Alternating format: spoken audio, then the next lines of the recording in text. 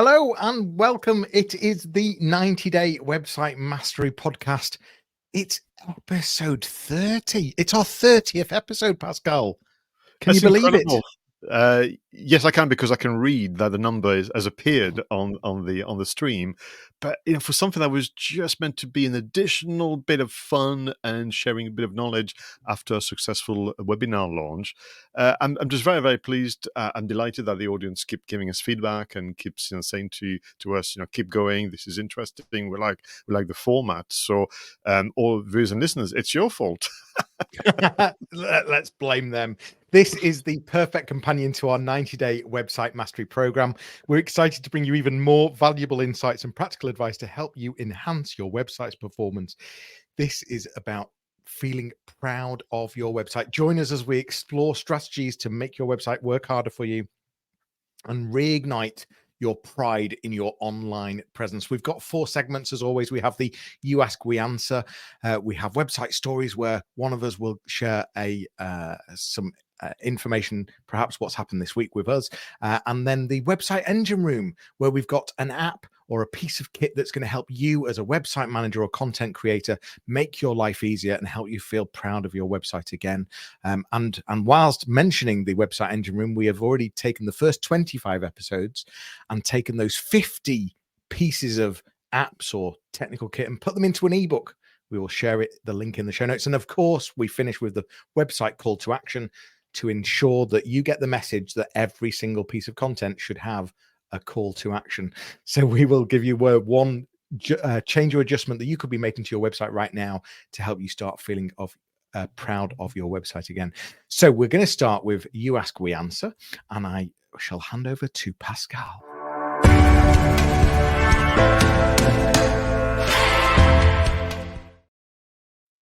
Thank you very much for the introduction, Jonny. So we're going to go into part 2 of a question that was asked last week, 29, and the question is as follows: Can AI help me with my SEO campaign?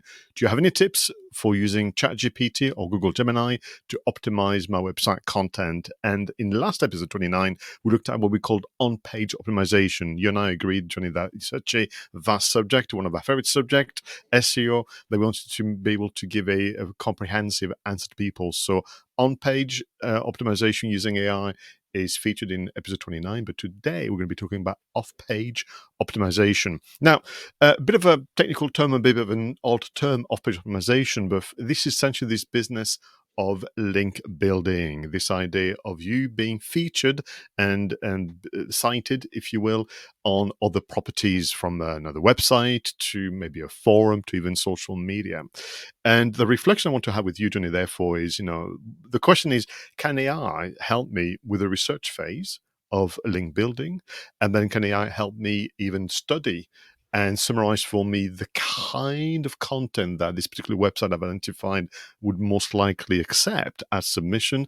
And then can AI also help me review and refine my activities? But when you hear the term off-page optimization, Jonny, and bear in mind the work that you do with your customers, what comes to mind immediately in terms of activities and tactics?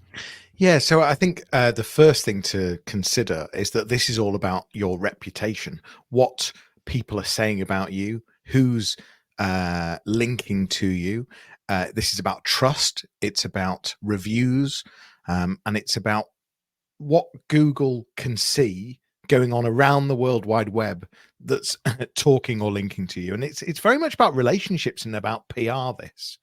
So link building for me is very much about PR as well. So, just in the olden days when we wanted to be featured in a particular newspaper or a particular magazine or particular piece of trade press, now it's about being featured on a particular website that has relevancy, because it's all well and good having the sort of reviews and the reputation and the trust, but we also need that relevancy as well. And where tools like ChatGPT can come along is help us analyze competitors, and more so help us analyze where we could get backlinks from. So if we have a look at competitors, we can then look at the backlinks that they've got, and we can start understanding what relevant websites we might be able to get backlinks from. And then using ChatGPT, we can, as you were insinuating, we can help understand the type of content that those websites are typically promoting and typically using, so that we can find the right tone of voice and the right sort of the right way in with them to try and get a piece of content put onto their website and try and get that gold dust backlink. So that's just one of the starting points is analyzing backlinks of competitors using ChatGPT to then start thinking about where could we get some backlinks from.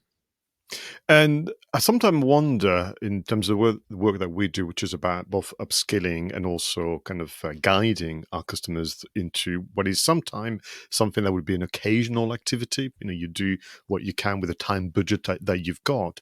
I wonder whether link building is no longer the right phrase. And I'm going to take you back to the webinars that we ran as part of the launch for the program, where we really went into dissecting that this is more about online PR. You're absolutely right. This is more about online reputation management, and it can be helpful to take us back to a time before the internet, where the pursuit in terms of increasing awareness and trust was to find out, based on behavioral analysis, which newspapers and which radio stations were favored by your customers, which event they attended, which networks they would kind of hover and take part in to be in touch with the news and the development in their industries and so on. So very, very quickly, in addition to the competition in webinar, if you recall, we recommend doing that behavior-based research on essentially what events are your customers likely to attend. I can guarantee that those events organizers will have a website, desperate for content and valuable contribution. Think about that. Typically, where do they go for their news and updates? There would be some online kind of properties in charge of that. Then you have membership type organization, societies, institute, federations, and you name it. Sometimes even just very informal business clubs. They will have an online presence. They will have a website. They will have a blog in desperate need for updates, and you can come to them with a solution. And then the one that is often forgotten is also suppliers who complement what you do. So you can't obviously work with the competition. You couldn't ask competitor to publish one of your articles, but your services, your products, your customer will have needs beyond those. So can you do a bit of research? Can you ask your customers what they buy in addition to your services and find those who complement? And I'll take you back to my days as a young marketing officer. I did 2 years without the internet, Jonny, and our job was to go to visit a client, usually to do a bit of prospecting. And whilst you're waiting in reception, I used to love looking at the magazines in reception, because clearly these were the magazines that were read by my customers. And I used to, back then we didn't have a mobile phone, so I'm ashamed to say I used to rip out the page with the editor's contact details and put it in my briefcase. I remember doing that many times. I really do. Whilst you were talking and talking about the different types of backlinks you can get, because you're right, it could be from suppliers, it could be from membership organizations, associations, all sorts of different places. But do you know where I think the first place that you can use ChatGPT for, in terms of offsite search engine optimization, is actually just brainstorming. So describing the business that you are, describing the clients that you have, describing the sector that you're in, and working with ChatGPT as this sort of digital assistant that has a huge ton of knowledge, thinking about, where could I get backlinks from, and exploring the different avenues, and then exploring the approaches, the content ideas, and even to some extent coming up with some of the email suggestions on how you could approach some of these things, or how you could approach some relationships. And I'm not suggesting that we then just let the AI do the entire thing, but this helps formulate your ideas. It helps structure your content, structure your ideas, and also prioritize as well, in terms of not where to start, but where's going to have the biggest bang for your buck, where's going to have the biggest, you've only got an infinite amount of time, so where should you start and where should you put those efforts in? So I think just the concept of brainstorming with your digital assistant. I would agree. And then from there, you move on to almost kind of one-to-one coaching session. Well, tell me more about what is meant by that, by the expert. Or if you want to do some research, I've done quite a bit of testing on kind of my go-to, and I've got Gemini and Perplexity usually open as tabs. But, tell me about the award-winning off-page optimization campaigns out there. Because if they are won award, but what did they do that is a bit different to most and so on, and you can really start to put together a nice little overview of what it is, how it's done generally, but also how it's been done maybe more exclusively, so that you have that broader knowledge. It won't happen overnight. I mean, off-page SEO is an ongoing activity, both on-page and off-page. I would say on-page you can get to a point, I would argue, where you are reasonably happy with what you've done, but the off-page is an always-on project, isn't it? Absolutely. And don't forget, it's not all about backlinks. It's about the reviews. It's about social media. It's about all sorts of things. But you can use AI to help you figure out what those things are and figure out how to start coming up with a review strategy, how to start using social media to enhance your search engine optimization. So it's a bit of an endless opportunity that many businesses are not engaging with at the moment. Super. Listen, shall we move on then? Time is against us with our next segment, the website stories.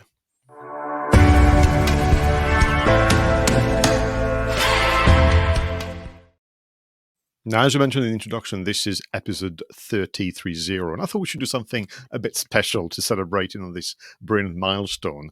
And I must confess, viewers and listeners, this is a bit about me and what I want from the show. Now, listen to this.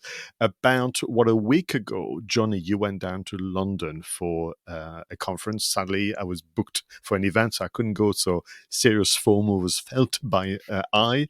And you went to the From Here to There Intuit Mailchimp Conference in London, and I saw the photos, I saw the social media stories and so on, and I said, tell you what, on the next podcast I need to get some insight from you about what was discussed, what it was like and so on, and of course about your encounter with an AI robot. Well, yes, there was an encounter with an AI robot, which was quite freaky, and she, dare I give her a gender, was looking all around the audience and was very switched on in terms of where to look and when, which was a touch freaky. And she ended up being on a panel, dare I say, giving answers.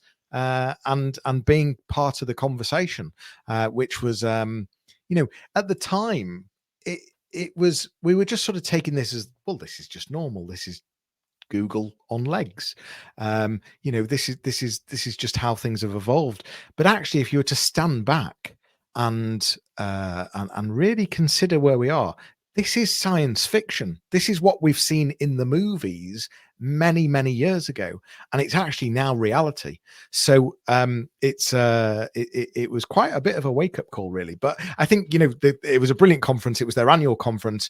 They were launching some new features. So there was the launch of SMS in the UK, which has been long awaited for. A lot of their competitors have been doing SMS for quite a while, so I think that was a really key thing that they needed to launch, but it's finally been launched, which is brilliant because it now combines the different types of marketing just in one platform, so the ability to email market and SMS at the same time to the same users, or certainly in workflows.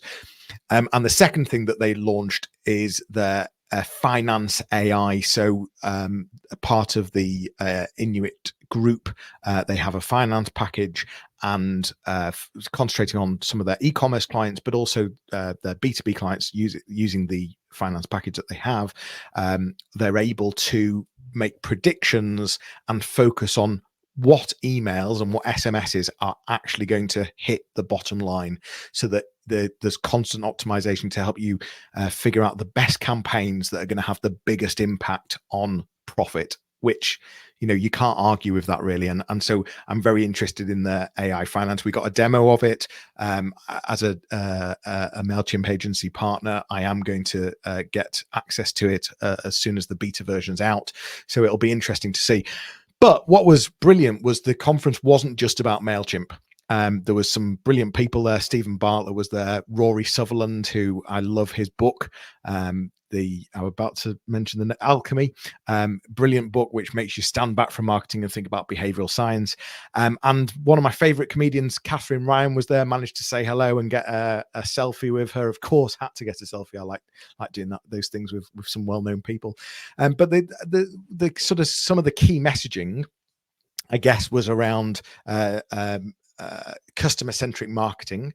So, going back to basics and doing sort of a full 180 and imagining you are the customer, and what do you want out of this? And, it sounds obvious. It's something that has been taught for many, many years, but so many businesses, organizations, marketing people forget it and don't put themselves in the customer's shoes. So some really simple but very concrete advice, some very thought-provoking advice on pricing and how pricing, it's one of the 4 P's of marketing, but often marketing departments do not get involved in price, don't think about price, but actually how important it is and why it was so important. We talked about different, or certainly what was being talked about was the power of different channels and not just putting all your eggs in one basket. And I think one of the biggest messages was embracing AI. So really taking the opportunity that's out there and riding this wave, because the reality is that businesses, organizations are going to get left behind if they do not embrace this. We were chatting prior to in the green room, and we were talking about some analogies, and for me it was a bit like HMV decided never to go digital, and look what happened to them. And I think there's the companies that are using AI are going to fast forward very quickly, and I think the opportunities are too good to miss. But there's still this fear and this what's the word? This the belief that AI isn't as good as people think it is. But actually, both of us know it's about how you use it, and it's about where you use it in your strategy. So that was a quick overview. But I know that you've also been to a conference this week, so I will pass it back to you. No, thanks very much for the overview. It makes me even more jealous, to be honest with you, particularly the encounter with famous people. But I'm imagine thinking the robot, I seem to struggle remembering the name. Is she called Emika or Amica? I think it was Amica. Yeah. Amica, designed by this amazing AI company in Cornwall. So, this is UK kind of success stories. But yeah, it so happens that only yesterday, and that's why I'm going to struggle to remember everything and have as well as structure as you. I was hosting an AI conference in Durham. I was speaking as well. I had a little slot, but this was really the first of a series of get-togethers of business owners and to stimulate conversations about how we're going to proceed and can we possibly learn from the last 30 years in terms of, on occasion, we've left the big brands and those who we think know better and are in authorities to make decisions on our behalf, and search engines, social media, data, reckon things. So it was a great day. I mean, it was literally the organizers had to get extra chairs in the room because people turned up that had not booked and so on. Very, very popular. And there was 3 speakers. I was one of them. The first one was a chap we're going to hear more and more of called Shireen Matthew, who is a champion, an advocate and advisor to government on AI for good, AI for people, and ethics. And I thought it was very relevant that we should start like that 18 months on from the launch of ChatGPT. He did a great presentation called How to Disrupt the AI Disruption. And it was essentially a moment where we say people, this is the moment where we can take charge and control of how this is going to progress moving forward. And he did this great presentation. I even learned a technique around presentation where he played some videos about AI solutions from robotics to data crunching and so on in full demo on screen with some light music, but he was narrating the video. And I must confess, to date, I've been more about let's watch the video and then I'll talk to you again. And I have to say, he created an interesting experience. So just, you're not public speakers, I take that away.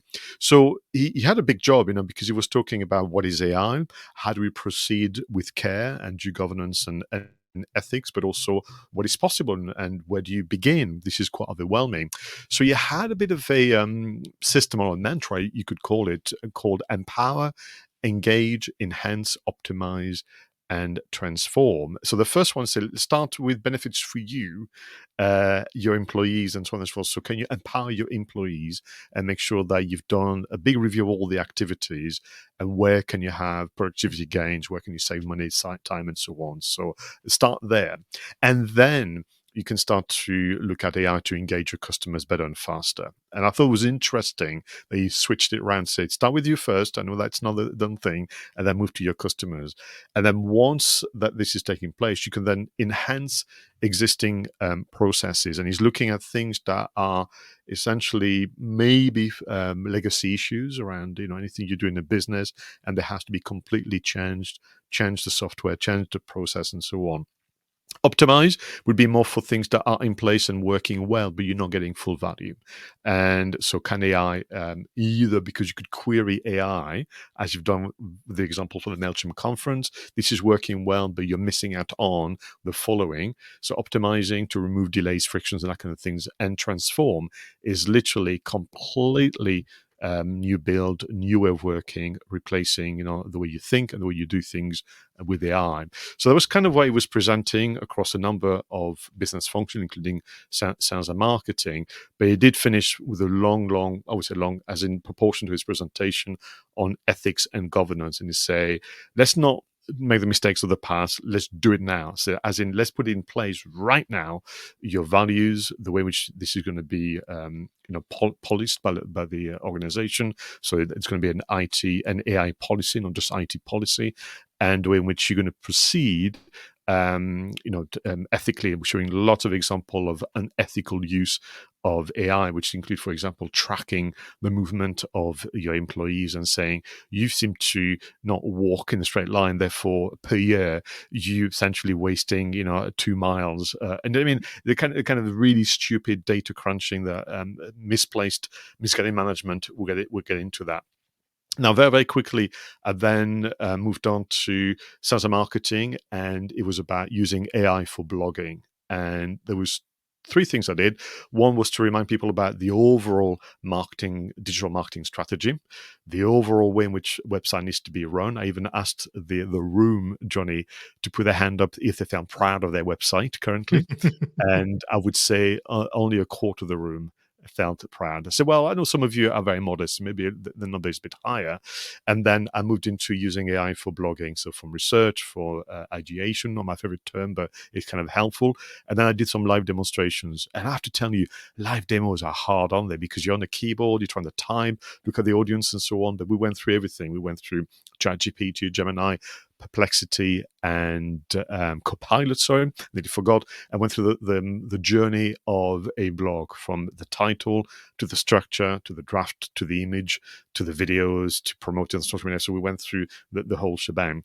And then finally, this event was wrapped up by Natalie M&A, who really, really surprised us. And I sound like I'm surprised that she surprised us, but she knows her stuff so well. And I had to look on my mobile phone because she shared a plethora of AI tools to help you with your next social media campaign. But she began by sharing giving a summary of the Hootsuite Consumer Trends Report. And I can only give you one negative information because time is against us, but literally, for now, 64% of social media use will find AI-produced content less trustworthy than non-AI produced content. So there's tension there because we do want to use AI to be more productive and to produce better content faster, but the audience, if they can detect a whisper of AI contribution, they will disengage. But in terms of the tools, very quickly for our viewers and listeners, recommends to have a go at Adobe Express AI, not rolled out for all kind of countries, but you should be key there. And she says pay attention to the templates produced by Adobe Express AI. They seem to be in line with current preferences. She also mentioned something that I wouldn't use automatically, called the TikTok Creative Center AI. AI. And so literally like an assistant will guide you through how to use vertical videos, what works, what doesn't work, and so on. So there's just a bit of learning in that. As I'm flicking through my phone, as some of you can tell, she mentioned, of course, don't forget the big boy like Canva Magic Studio is to be used and experimented with. And the one that we should all look forward to is called Meta Advantage Plus. It's not been rolled out in the UK yet, which is kind of very frustrating. But these are tip of the iceberg of what she explained on the day. So a great AI, and we close really with a demonstration from the Google I/O conference that you and I reviewed a few episodes ago, where the full assistant a la Emeka is on your phone. You can have conversations. You can even talk about things that happened in the past, things that you're pointing to. And they're also looking at getting this capability of the AI assistant talking to you in conversation mode to be part of your the glasses you wear. What a phenomenal conference that we've both been to, really, and perhaps some of those tools that you've been mentioning may feature in our next segment, which we should really move on to, which is the website engine room. So I think perhaps some of those in future episodes will feature. But yeah, it's and interesting that only, you say, 25%, if modest, maybe 30% are proud of their website. So I think we're going to continue this podcast until we at least hit, 60, 70% of people being proud of their website, because that is the reason we're here, because we know that the majority of people, you listening or watching right now, are probably not proud of your website, because the majority aren't. So we're here to help you on that journey and make you feel proud. Thanks for telling us all about that. Let's move on to the website engine room.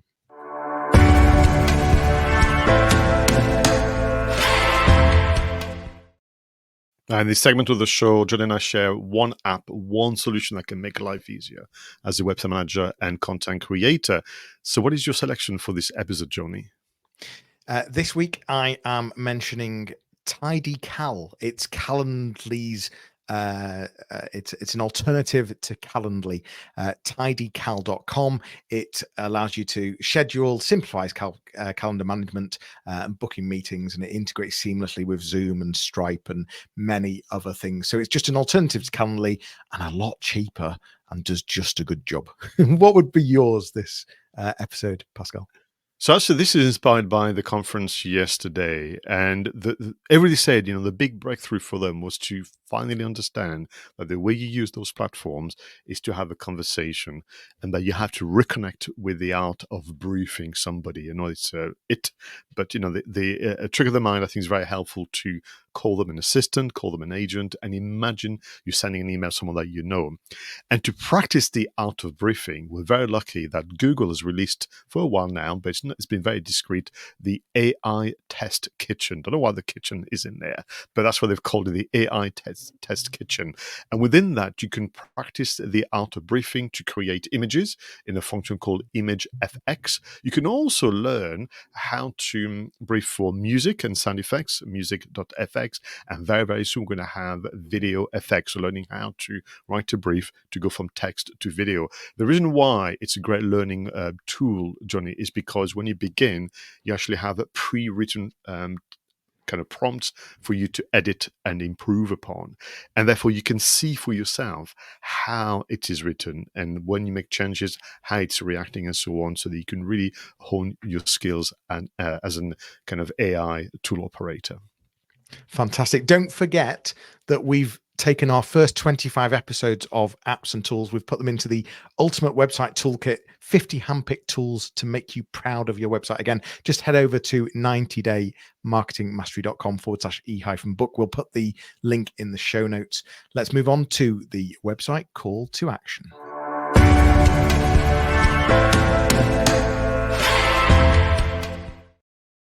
Everyone, are you ready for the one change or one adjustment that can make life easy for you, for your visitors, and make your website work harder for you? So, Jonny, what is your recommendation? I can't believe we've not recommended this before. We must have. But looking, I keep a note of the call to actions we've had, and I've not seen it. So video content integration, embedding engaging video content into your into your service pages, into your product pages, and ultimately boosting interaction and increasing that dwell time, getting people to engage longer and spend longer on your content and bringing your content to life. So I'm sure we've talked about video, but in terms of a call to action, something that you could do, one small adjustment right now, you could find some little videos that you've done, perhaps on social, perhaps reels even, and see how you can embed those into some of your content and bring it more to life. That would be my website call to action. I think even if it's been mentioned before, it's a different way of reminding people that video content is such a powerful format in terms of a trust score. If there was such a thing on your website, you'd get it very, very high. Listen, I've got a similar recommendation for today's episode, and this one comes from a most humbling experience. I was part of a mastermind group about a week ago via Zoom, and one of the participants was a lady who's blind. And honestly, the conversation we had with her with regard to her accessing the internet and websites and information was truly remarkable. And I think that we all understand the theory of accessibility, but actually to have someone that can tell you what it's like for them was just amazing. So this is my recommendation in honor of this most remarkable encounter. I would go ahead and shortlist your best performing articles, look at the stats and listen to Jonny's advice on that from previous episodes, and then literally use AI to create a written summary. Once you have that written summary, make sure you edit and tweak it slightly. Convert that summary into two things, an audio version and a video version. And then once you've done those, embed them into your article just below the header graphics or just below the title, so that actually all visitors, no matter what they can read, watch, and listen to, will have that media experience. So you heard a moment ago about dwell time, but also if somebody is not able to read, maybe they're traveling, maybe they haven't got the right kind of computer with them, and so on and so forth, or simply they are visually impaired, they could select to listen to the audio summary and then use their own reader to look at the text. But what is lovely about the audio summary, that's something you've chosen to do yourself, whether that's your own voice being uploaded on AI or something that you've chosen. But yeah, I just think that it would be a positive step towards accessibility. Absolutely. And on the terms of accessibility, watch out for a future podcast, because one of my tech or apps is an unbelievable WordPress plugin that totally changes accessibility on your website. So do watch out for that. There's a little teaser for you. But I absolutely agree that you can make some huge differences, and really embedding audio video is a fantastic idea. This has been the 30th episode of the 90-Day Website Mastery Podcast, your audio companion to the 90-Day Website Mastery Program. For more information, visit 90daymarketingmastery.com, where you can book a discovery call with either myself or Pascal. Thanks for joining us. It's goodbye for now, and we'll leave you with a fun video and audio montage to enjoy whilst you review your notes and actions. And we look forward to hearing from you soon, and we'll see you at the next podcast episode. Take care.